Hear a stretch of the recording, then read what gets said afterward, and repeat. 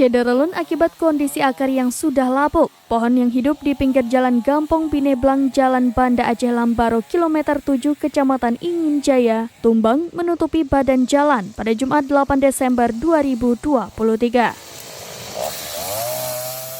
Kalaksa Badan Penanggulangan Bencana Daerah Aceh Besar, Ridwan Jamil mengatakan kejadian pohon itu terjadi menjelang pelaksanaan sholat Jumat. Informasi pohon tumbang itu diketahui berdasarkan laporan dari warga setempat, di mana pohon tersebut tumbang dan menutupi badan jalan hingga kendaraan sulit melintas.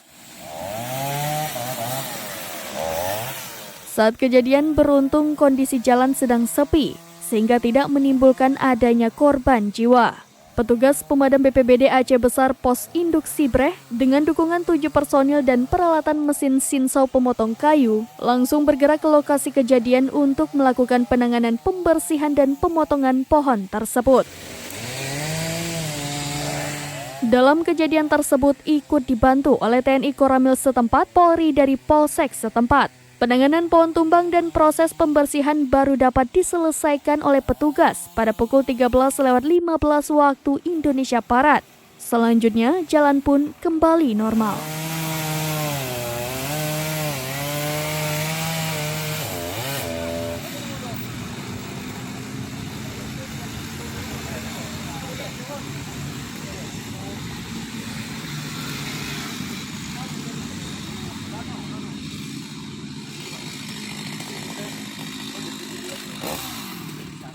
Dari Aceh Besar, Indra Wijaya, serambinews.com.